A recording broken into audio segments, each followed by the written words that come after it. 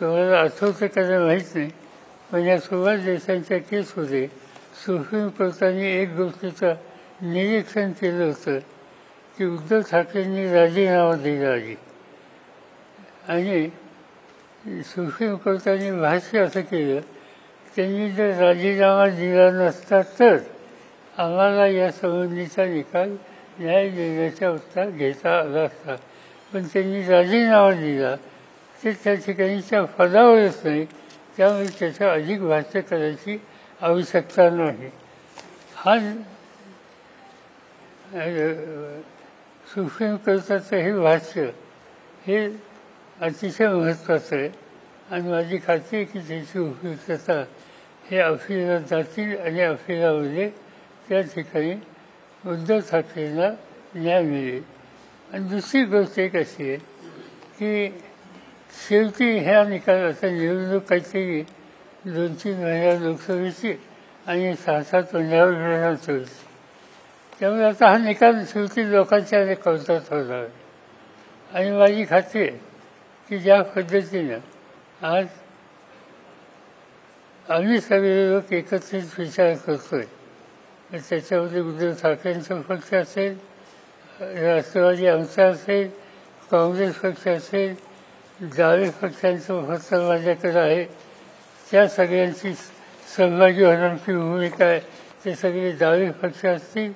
आणि आमचा जो काही सुसंवाद प्रकाश आंबेडकरांशी चालू आहे त्याचा जो अंतिम निर्णय झाल्याच्या नंतर हा जो आमचा सर्व समूह आहे हा सामुदायिकपणानं महाराष्ट्राच्या जनतेच्या समोर जाईल आणि या निकालाला सुप्रीम कोर्टाची गाईडलाईन बाजूला ठेवून कशा पद्धतीने हा निकाल दिलेला आहे, हा न्यायालयीन निवारा नाही, हा राजकीय विचाराचा निवारा आहे, हे जनतेच्या समोर मांडायला आम्हाला निश्चित उत्तम संधी आलेली आहे. आणि निवडणुका जवळ असल्यामुळं सत्तेचा वापर कसा होतो याचं एक मोठं उदाहरण या निमित्तानं जनतेच्या समोर देता येईल आणि हा कार्यक्रम आम्हा सगळ्यांच्या वतीनं लवकर सुरू होईल. माझं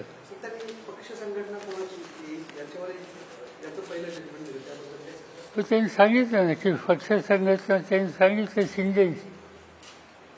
असं आहे, आता राष्ट्रवादीची एक केस चालू आहे इलेक्शन कमिशनमध्ये, त्याच्यामध्ये पक्ष संघटना कोणाची आहे हा निकाल इलेक्शन कमिशन ठरवेल अशी भूमिका आहे. त्यांचं जजमेंट अजून आलेलं नाही, पण त्याची चर्चा त्या ठिकाणी झाली. आणि शेवटी सुप्रीम कोर्टसुद्धा, कारण शेवटी महाराष्ट्रातल्या जनतेला या केसपुरतं बोलायचं असतं, तर संघटनेचं नाव काय ते शिवसेना. ठीक आहे, आता शिवसेना त्यांनी चिंतन आली, पण जनतेला शिवसेना ही बाळासाहेब ठाकरे यांची नेतृत्वाची आणि बाळासाहेब ठाकरेंच्या नंतर त्यांच्या हयातीत त्यांनी उद्धवच्याकडे ही जबाबदारी सुपूर्द केली. आता त्याच्यानंतर उद्धव ठाकरे आणि त्यांची ही शिवसेना या गोष्टी महाराष्ट्रात स्वच्छ आहेत. उद्धव ठाकरे मुख्यमंत्री झाले, शिवसेनेचे म्हणून झाले, आम्हा सगळ्यांचा त्यांना पाठिंबा होता. त्यांच्या मंत्रिमंडळामध्ये आज ज्यांना खरी शिवसेना म्हणून न्याय स्वीकारचा निर्णय दिला आहे आणि त्या शिंदेचं सहभाग उद्धव ठाकरेंच्या मंत्रिमंडळात होतं. त्या सवन कालावधीमध्ये उद्धव ठाकरेंच्या मंत्रिमंडळाचे मंत्री, शिवसेनेच्या मंत्रिमंडळाचे मंत्री, शिवसेना कोणती तर उद्धव ठाकरेंच्या नेतृत्वाखालची संघटना, हे सगळं महाराष्ट्राला माहिती. आणि त्यामुळे हे सगळं असं उद्या असताना हा निकाल या ठिकाणी घेतला आणि लोकांना माहिती आहे की ही संघटना कुणी स्थापन केली, वर्षानुवर्ष या संघटनेचं नेतृत्व कुणी केलं.